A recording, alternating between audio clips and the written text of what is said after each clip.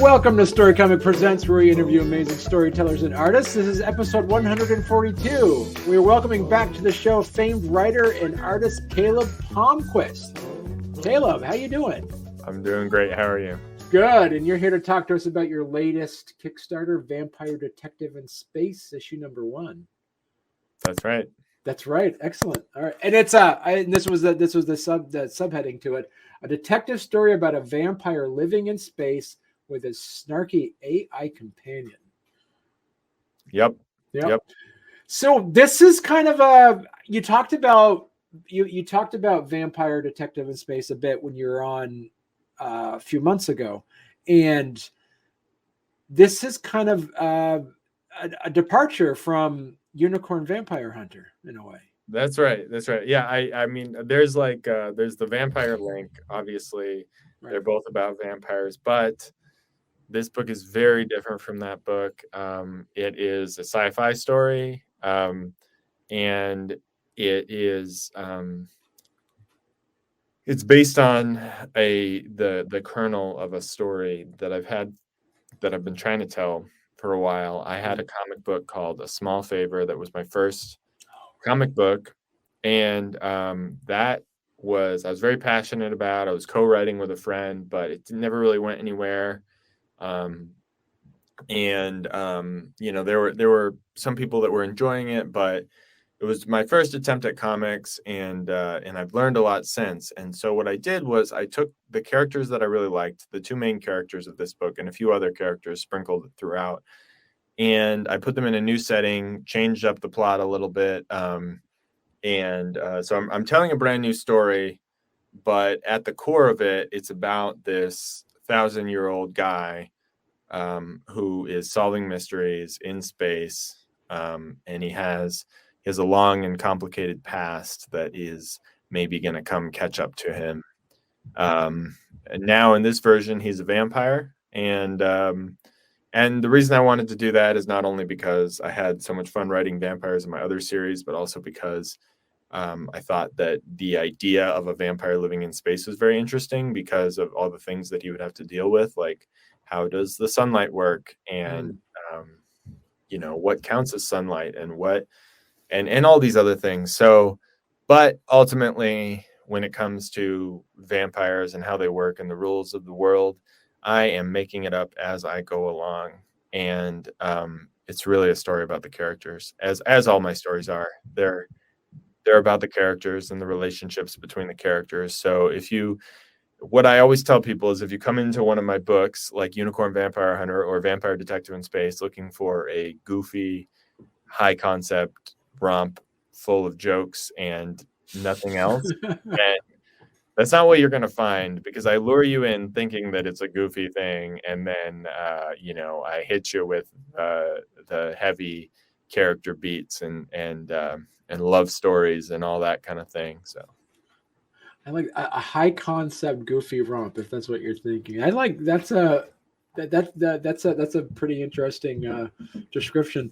Now, do you have invariably your readers and your fans or people that have been following Unicorn Vampire is going to ask this, and I think you've kind of already answered it, is this the same type of vampire, like as you world building wise? Like, is it the same origin story of where the vampires come from? Is it the same thing? So that's an interesting question. I mean, the rules of the vampires are mostly the same. This one, I think, actually gets a little bit more into how vampires work than Unicorn Vampire Hunter, because the main character is a vampire, whereas in Unicorn Vampire Hunter, the vampires are the bad guys. Right. And they're in a fantasy setting. And there's a lot there that's just like goes without saying about how vampires work. Whereas in this book, it's more of a question, especially as we get into the second issue, which is currently being drawn, like the mechanics of vampires in space and how they work. In my mind, they are the same type of vampires, but they do not exist in the same world. This is a world that was once Earth, and people from Earth went out and colonized the stars, and this story takes place 1,000 years later, whereas Unicorn Vampire Hunter takes place in a fantasy world. Right. Yeah.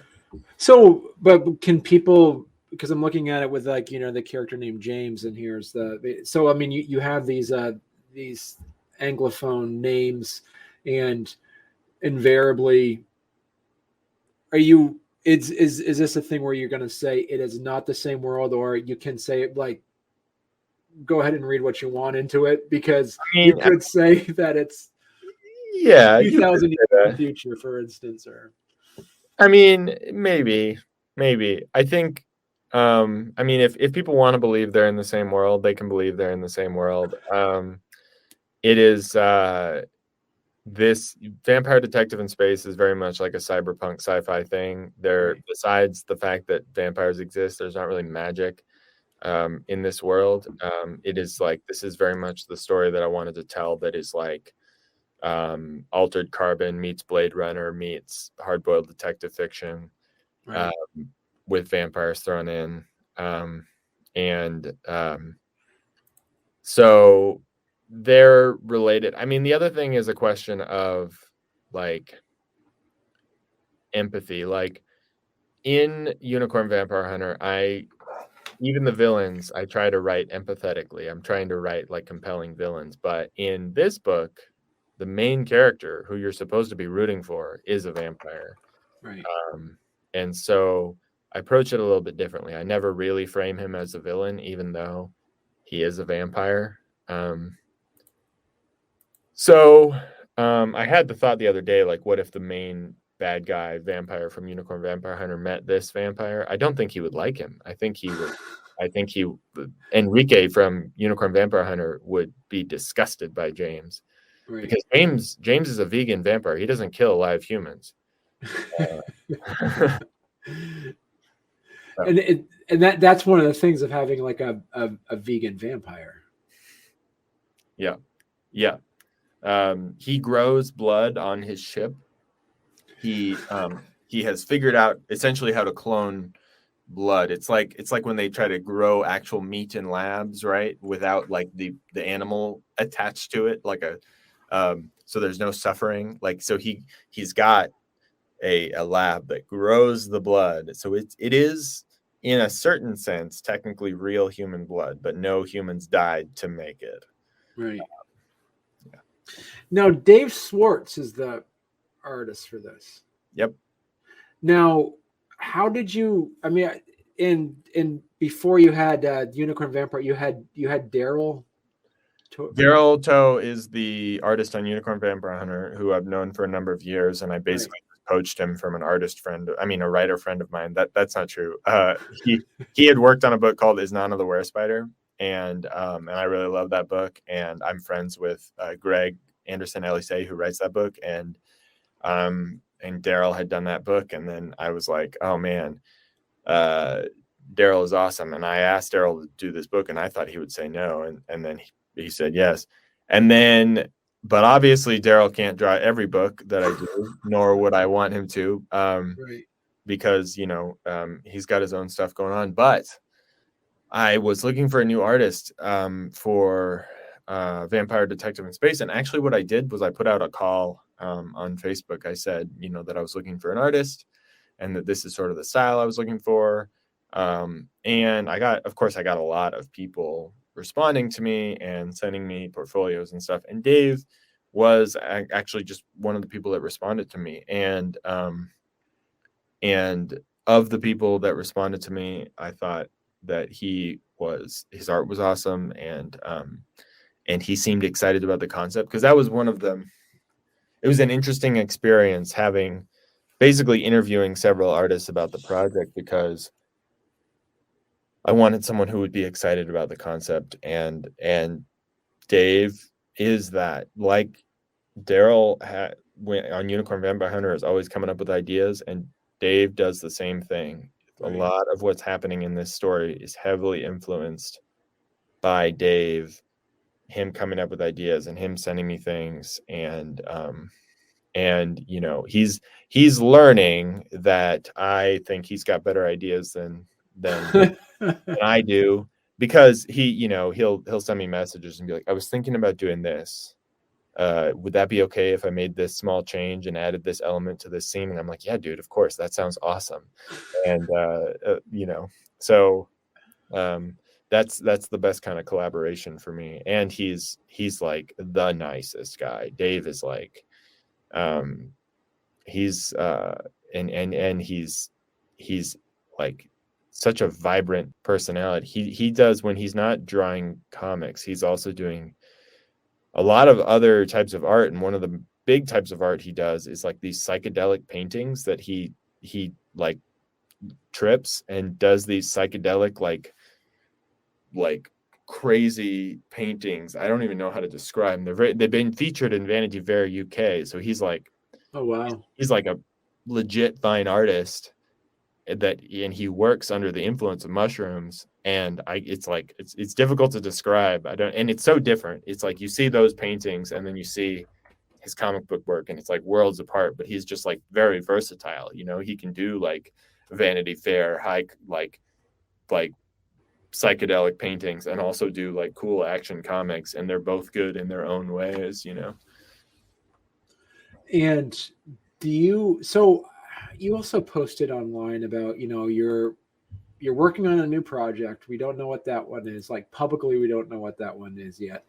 And you said something along the lines of like, man, I was able to strike gold, you know, with your other artists. And have you ever seen an artist who that you said that you know of? They're like, I have an idea, and what am I trying to say here? Instead of having an IP and then finding the artist, have you ever been in a position where you found an artist and you thought, I have something on my back burner that this is the perfect artist for? So I have thought that. I haven't necessarily acted on it. I mean, Okay. like, well, the problem is that, you know, like time and money are limited. So it's like for example, there is a project that I want to do with Daryl, that's completely unrelated to Unicorn Vampire Hunter, that I know he would be perfect for someday. That I was inspired by his work. There was an idea I came up with just like seeing his work. That's not the stuff that he does for Unicorn Vampire Hunter, and there have been other artists where I've felt that way. But it's like, it is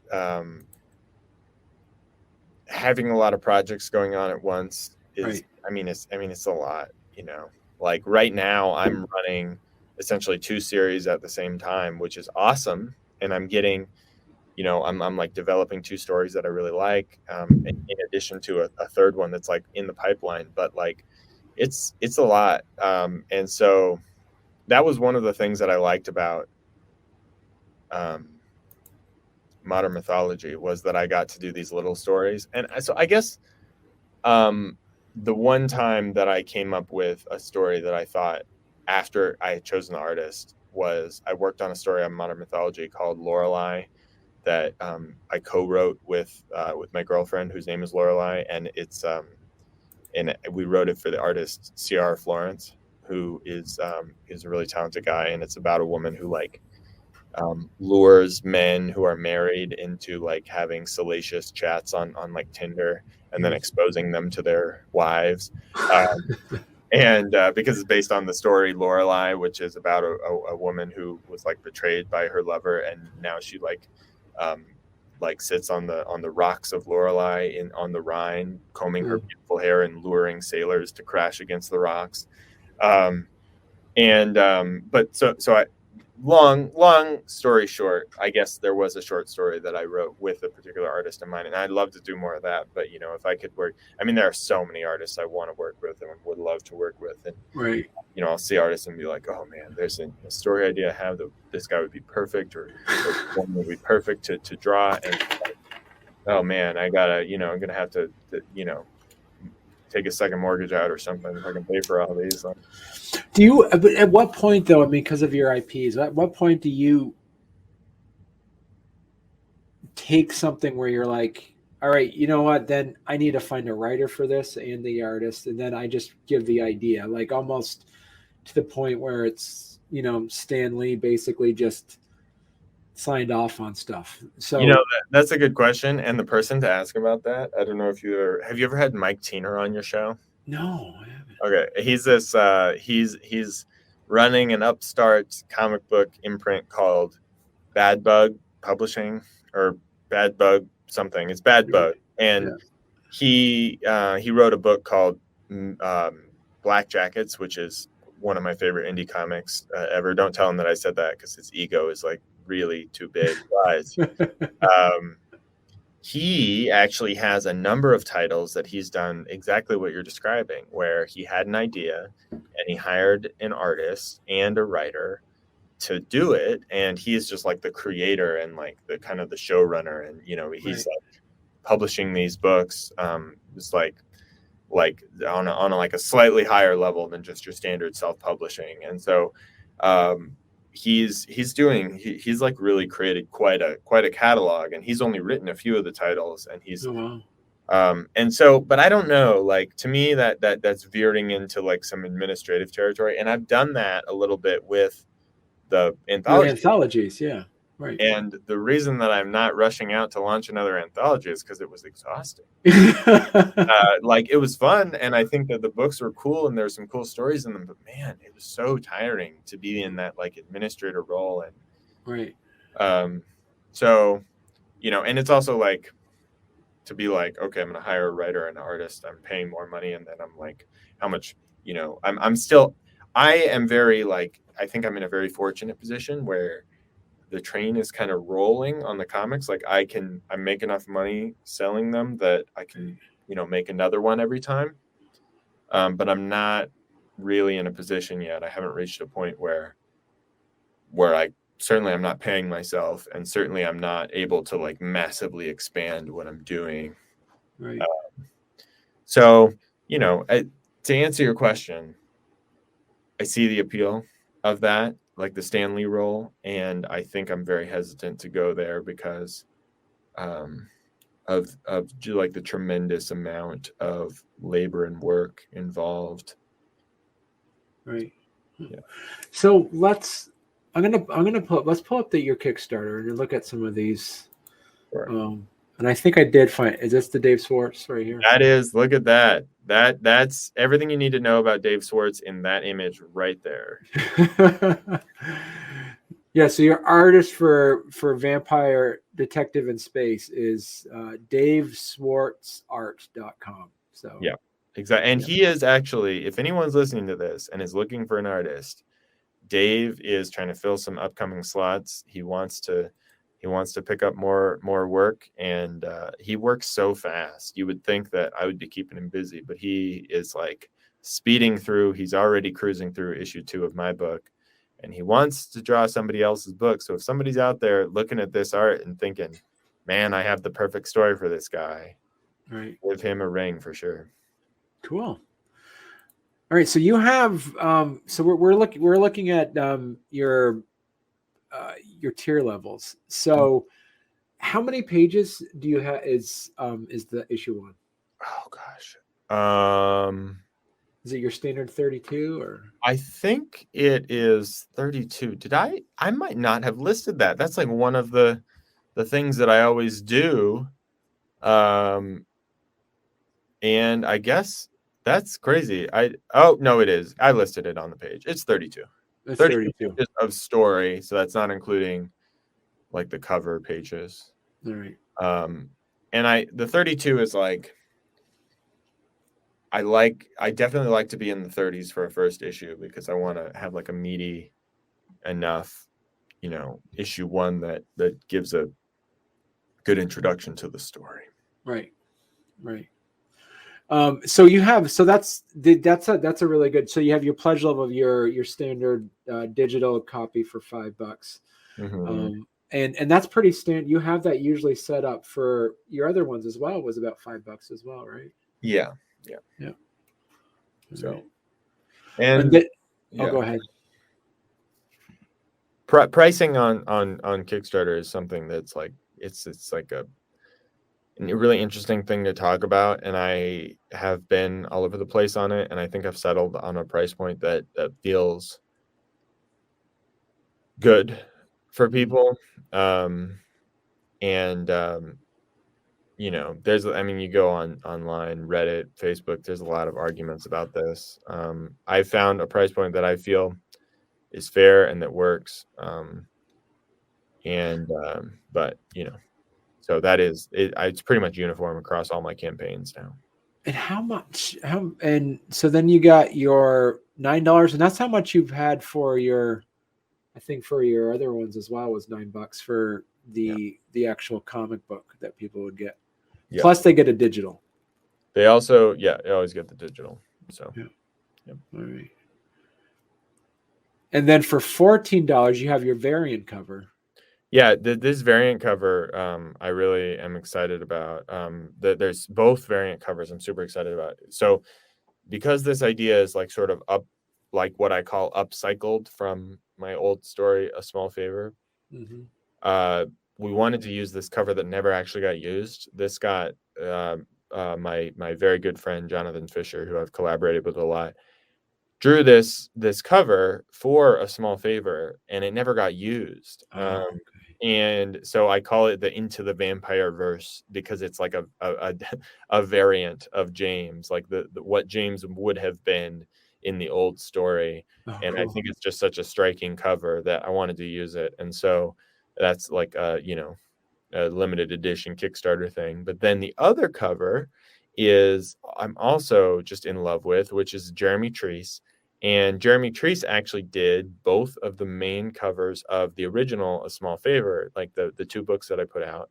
Okay. And so I got him back, and he is like a hard man to hire. He's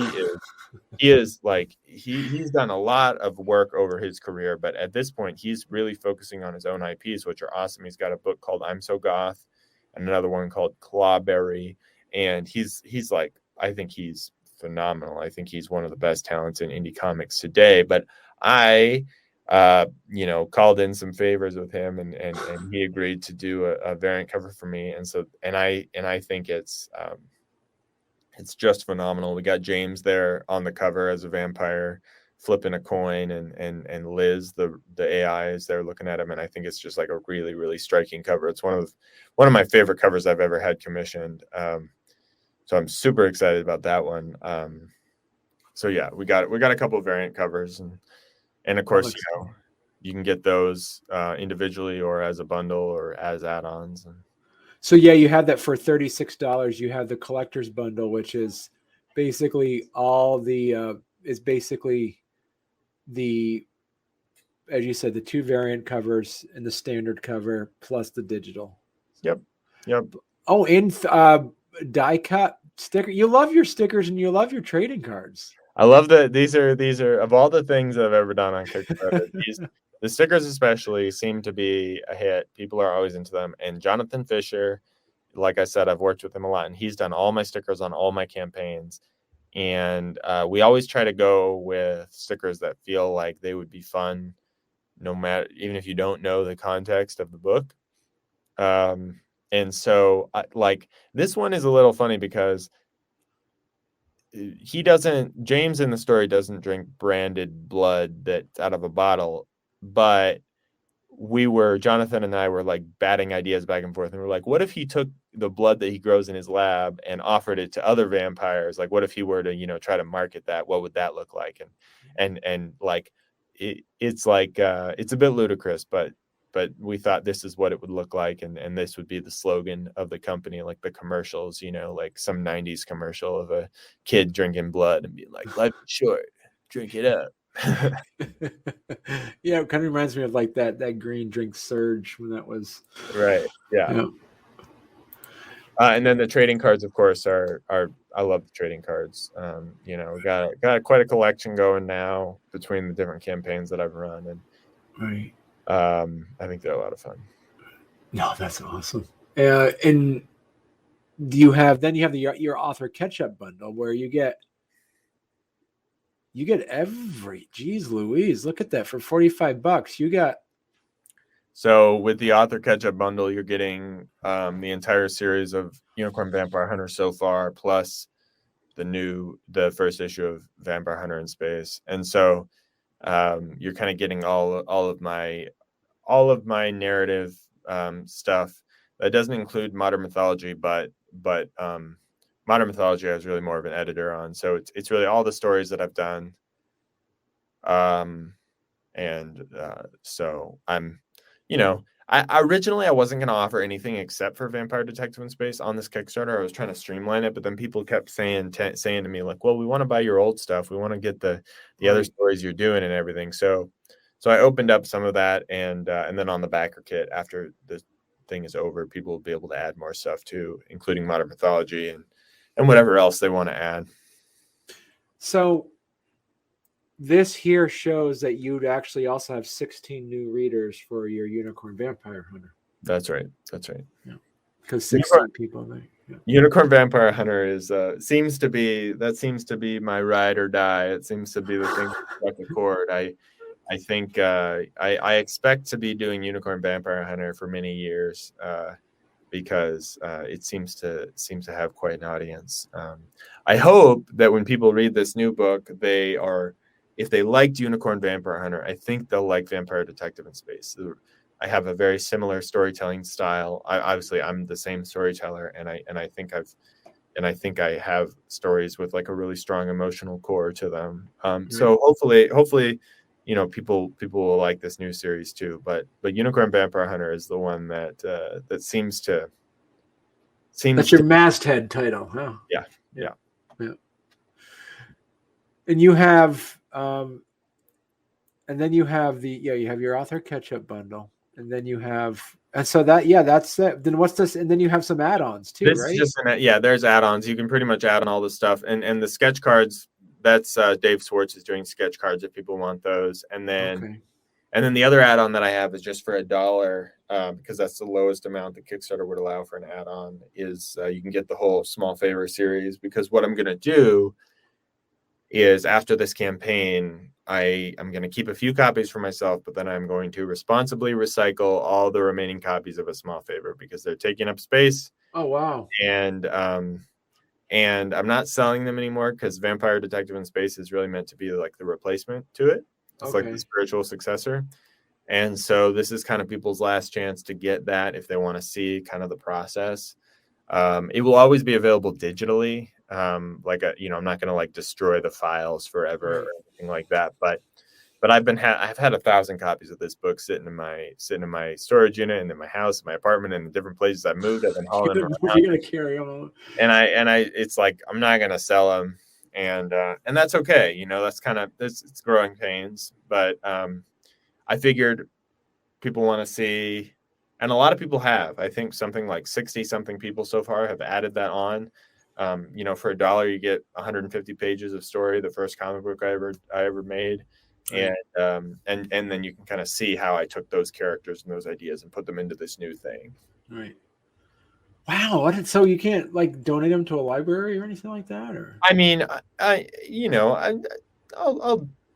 1,000 copies. Like, there's, I'm going to do my research and dispose of them as like in the least harmful way I can. Right. And I'll reach out to some libraries and stuff and see if they want some, but I'm not going to dump 1,000 copies of a comic book that I think is frankly not that great. Oh, really? I mean, I think it's like, I'm very hard on myself. Like a lot of people who have read it tell me, no, it's fine. It's not that bad. But I didn't really know what I was doing in terms of story. It doesn't, the Small Favor Volume 1 is 120 pages of story. And it maybe tells the amount of story that I feel like I can now tell in 36 pages. It's like, it's a whole graphic novel, and it feels like the first chapter of a story. I was so ambitious with this story and where it was going, and it just didn't have the momentum. It didn't have the legs to take it through. I think I would have needed probably 500 pages to tell the story as I had originally envisioned it, which is, I mean, that's like a classic mistake that people make when they're starting out, is like, so ambitious. This is like, and so I don't think if I had paid money to have that story finished the way I wanted to when I first started, writing it in like 2015, I would have just lost, $100,000, and I don't think it would have been worth the investment. So Right. the new book is very much like, it's a 4-issue series. Vampire Detective in Space is a 4-issue series, and at the end of that arc, the character arcs will be complete. The story will be complete. There's room for it to be expanded, but I didn't write it as 4 issues or just the opening salvo. It's like 4 issues tell a whole story, and then if there's a positive response to it, I can do another arc.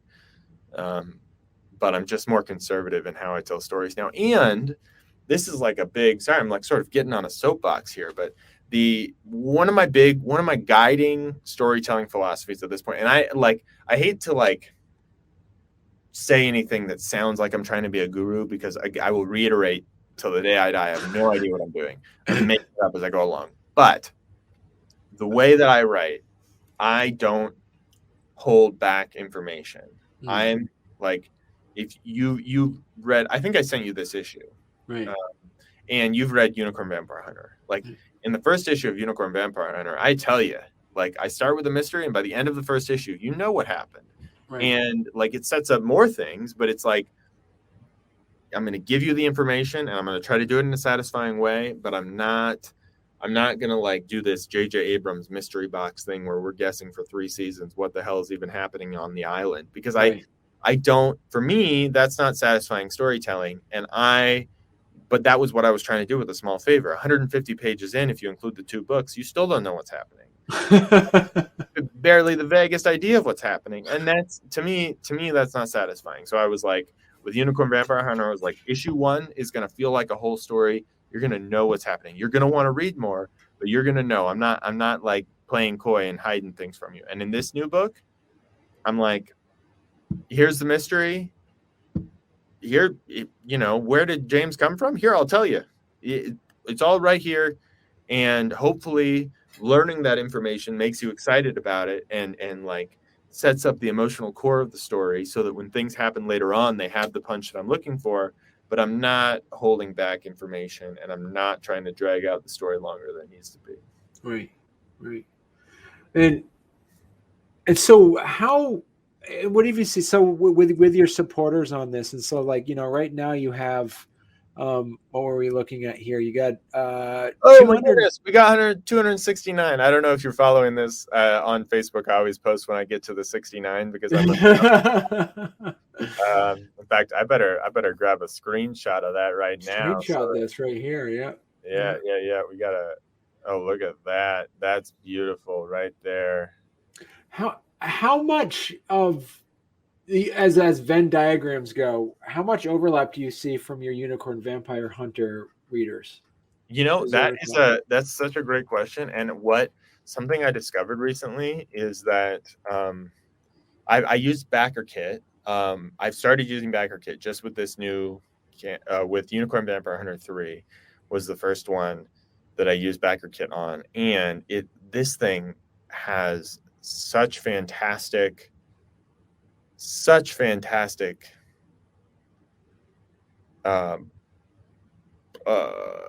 tools to it. And one of the coolest things is that I can see how many people backed previous campaigns. And cool. I'm trying to look at it now. I don't want to like waste time looking at this, but I I actually looked at it, and it was something like, it tells you how many backers on the new campaign backed how many of your books. So like, it's like something like all 6 campaigns because I imported like 6 campaigns. I didn't import every campaign I'd ever done, but of my 6 most recent ones, there was like something like 40 backers that had backed every single one, which I was like, oh wow, that's awesome.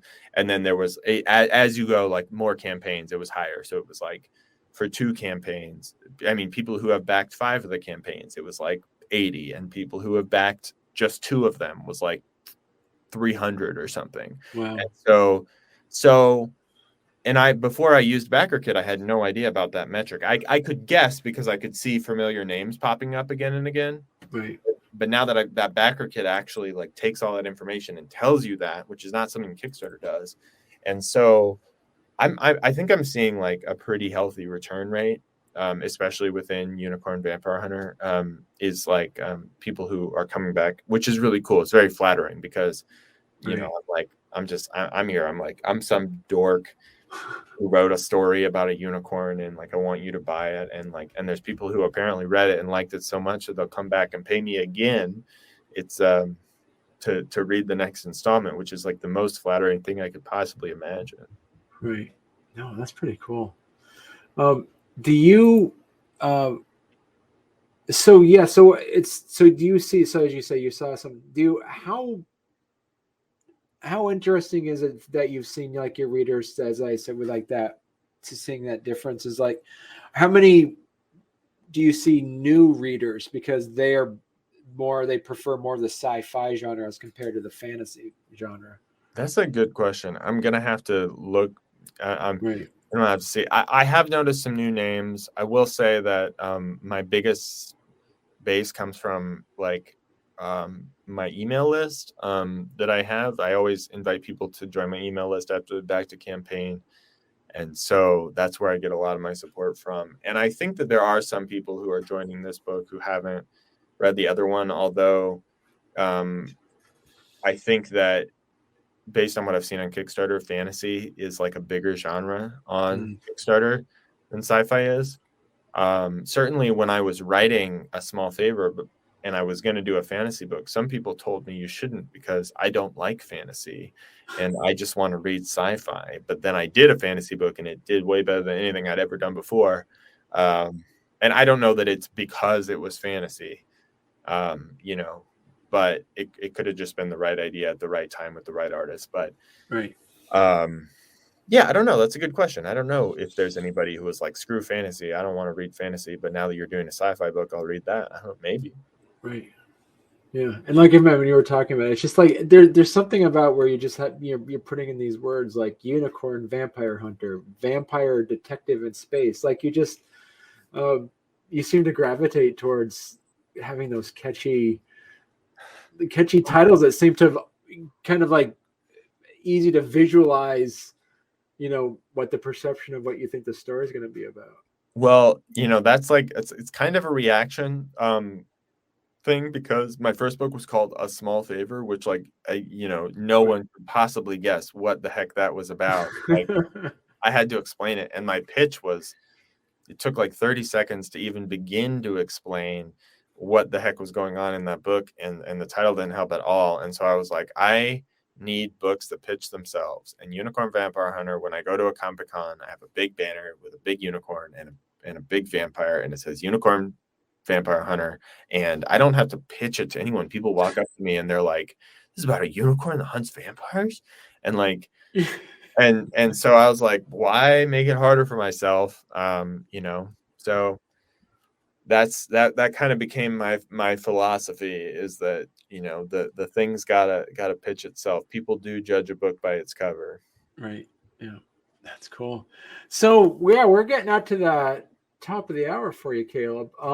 So if people want to learn more about your stuff, they can still go to in ketostudio.com, correct? You can go to inkitostudio.com. They can also go to unicornvampirehunter.com. They can go to calebpalmquist.com. They all go to the same place. Wow. I'm just sitting on a bunch of URLs. I don't know, like that's dumb, but yeah. And then if they go to vampiredetectiveinspace.com, right now that redirects straight to the Kickstarter. Wow. Okay. All right. Yeah. Vampire Detective in Space right here. Yeah. Oh, No, yep. that's not it. No, where is it? Yeah, this is it. Yeah. Oh, yeah. That's the page for Vampire Detective in Space on my website. And my website is like, I don't know, it's not great, but at least it tells you what I've done. It's updated though. It's always updated, it seems like. I do every once in a while go on there and update it. So I need to update the press section. I don't know if I have any of my interviews with you on there. I think it's been a while. Maybe I do. You have the first one you were on. The first one. You put comic story instead of I put it. Storycomic. So Yep. See, it's been so long that was the first time. I didn't even label it correctly, so I need to go back on there and put what we've done 4 of these now. So yeah, this is number 4. All on there. Yep. Yeah, you've made it to the status of friend of the show. So I've already determined. I think I'm going to do the 5 timers club. So when people like 5 times. So yeah, but yeah. So I mean, yeah, you got 200, almost 270 backers already. You're at 269 backers. You got 10 days. You got over a week left. Yep.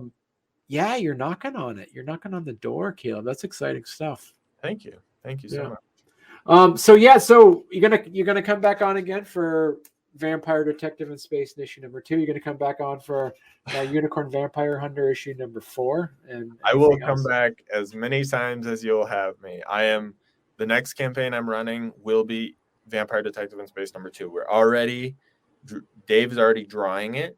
And the plan is, as soon as I ship it out to backers in issue 1 and I start hearing that people have it, I'm going to launch number 2. Wow. Okay.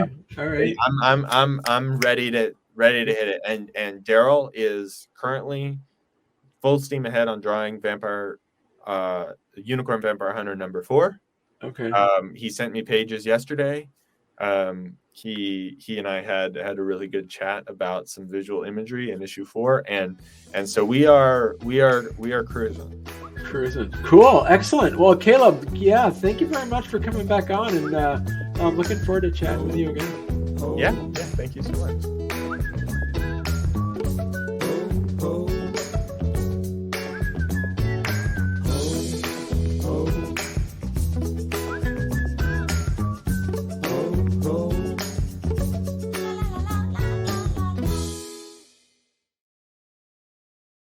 I mean, this stuff is expensive. I don't think I would have bought all this, like, if it's like all over the place, and so I don't think I would. The house was like this when I bought it, so I don't know that I would have necessarily gone out and bought all this. It had been for that it was already here, but yeah. Did you? So when you go during the house tour and you saw that, was that the thing? Was that the thing that made you say, all right, we're getting a house? Like, I mean, it was definitely like something that wasn't advertised, like on the listing. And so when I had the tour, and it was funny because the previous owner just had this room stacked to the ceiling with junk. They weren't using it. It was the owner before that had put this stuff in. Oh, wow. And so this was just like a storage closet. And I was like, holy crap, this is awesome. And so I don't know that it was necessarily the thing, but it definitely made me more excited about the house. Yeah.